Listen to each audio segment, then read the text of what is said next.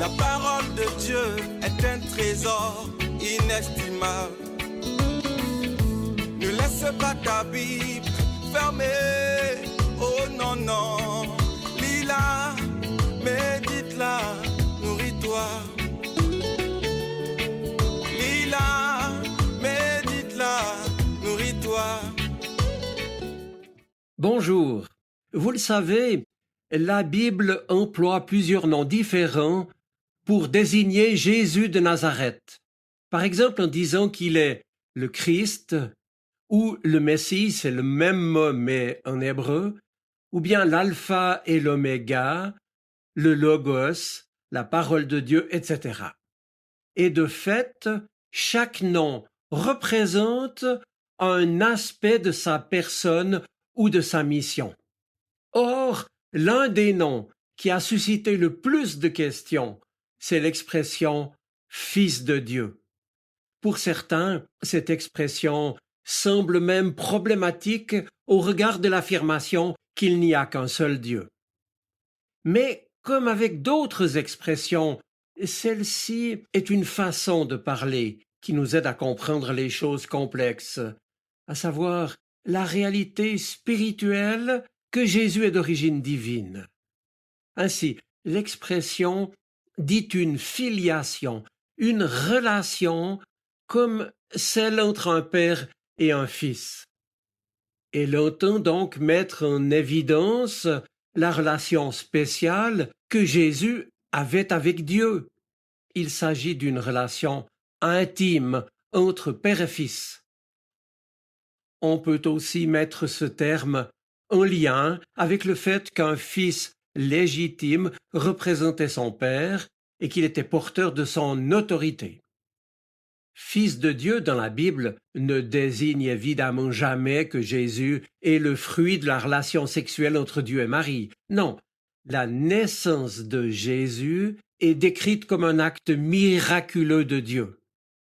Alors, pour mieux comprendre le sens de Fils de Dieu, appliqué à la personne de Jésus, il nous faut examiner quelques exemples en tenant compte du contexte monothéiste, bien sûr, des textes, puisque les Juifs croyaient eux aussi en un seul Dieu, créateur de tout l'univers.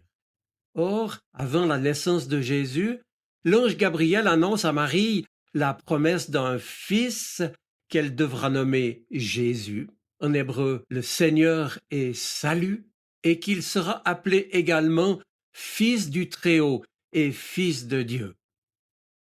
Par la suite, lors de la révélation de Jésus à travers ses actes et son enseignement, d'autres êtres spirituels, que la Bible désigne comme les démons, reconnaissent eux-mêmes Jésus comme le Fils de Dieu. En outre, l'Évangile de Jean nous rapporte que plusieurs personnes ont reconnu explicitement Jésus comme Fils de Dieu. C'est le cas de Jean-Baptiste, de Nathanaël, de Marthe, la sœur de Lazare, et puis ce seront les apôtres Pierre, Jean, et plus tard bien sûr l'apôtre Paul. Toutes ces personnes appartenaient au milieu juif monothéiste. Mais retenons ici que si elles ont reconnu Jésus en tant que Fils de Dieu, c'est bien que ce titre ne contredit pas la confession de foi juive qui disait ceci: « Écoute Israël, le Seigneur notre Dieu, le Seigneur est un. » Habituellement, Jésus employait l'expression « Fils de l'homme » pour parler de lui-même. J'y reviendrai dans une prochaine contribution de mes 5 minutes pour Dieu. Ce terme était bien connu comme l'un des noms ou des fonctions du Messie, qui sera d'ailleurs repris dans le Nouveau Testament, dans l'Évangile de Matthieu ou même dans l'Apocalypse. Mais cela n'a pas empêché Jésus d'utiliser également l'expression « Fils de Dieu » en se référant à lui-même.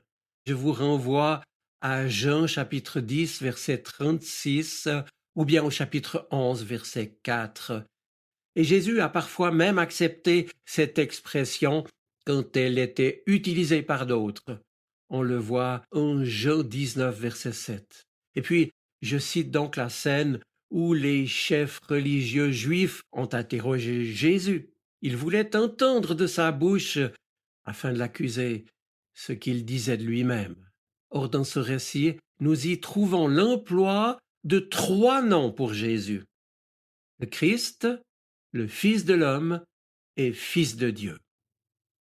Et puis je souligne encore que dans les récits du baptême de Jésus, Marc chapitre 1er, ou de la transfiguration, Marc chapitre 9, eh bien les évangélistes nous les présentent comme des moments clés de son ministère, et on voit que l'appellation « mon fils bien-aimé » apparaît comme un trait de lumière venant du ciel, éclairant sa véritable personnalité.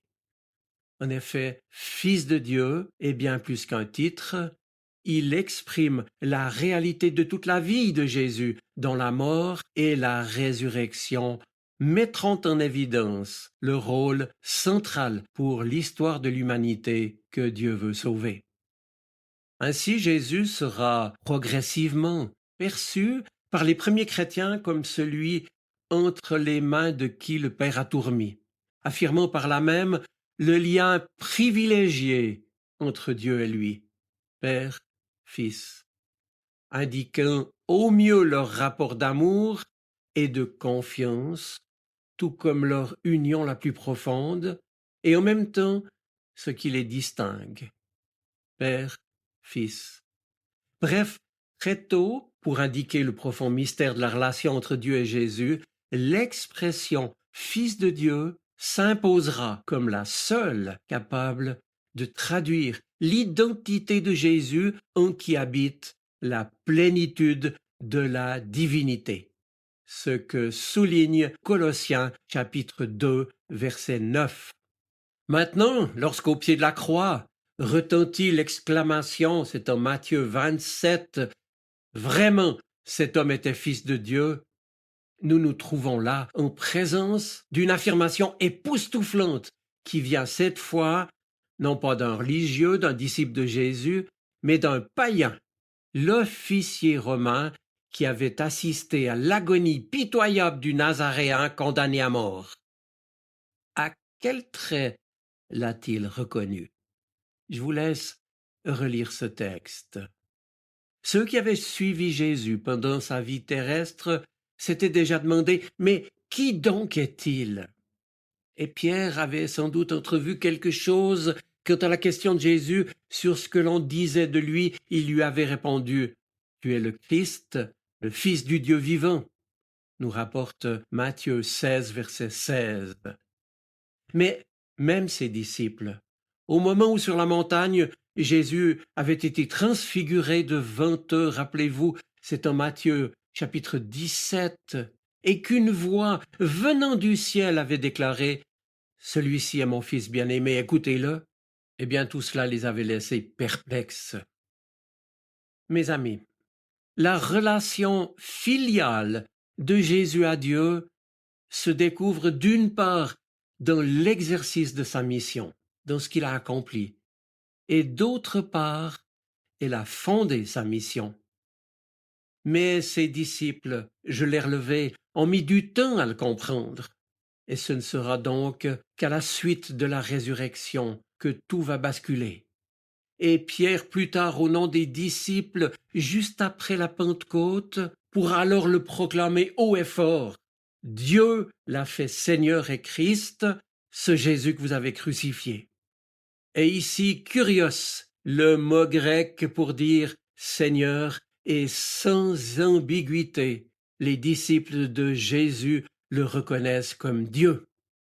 Maintenant, l'évangéliste Marc, aux chrétiens qui tentent alors une sorte de triomphalisme pascal et que scandalisent aussi les dures conditions de l'annonce de l'évangile dans le monde, Marc va écrire son évangile pour aider les chrétiens à découvrir le mystère du Fils de Dieu, le crucifié ressuscité, dont la gloire ne se donne à reconnaître que dans l'impuissance de la croix.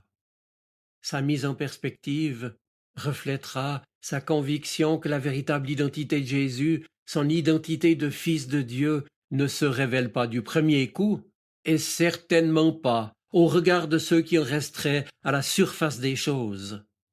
Bien plus, l'évangile de Marc nous indique que le lieu de cette révélation est paradoxalement ce qui paraît la masquer le plus, le scandale de la croix. Je termine. C'est donc ainsi que les premiers chrétiens ont fini par le comprendre cette double réalité, cette double vérité incroyable, à savoir que Jésus avait vraiment été un homme avec qui ils avaient mangé, bu, dormi, marché, et en même temps, après sa résurrection, compris aussi qu'en lui, Dieu était venu partager leur vie.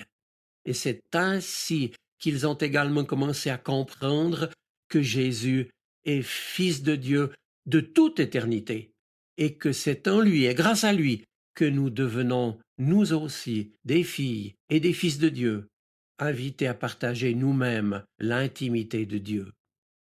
Je vous souhaite une bonne semaine. Soyez bénis. Amen.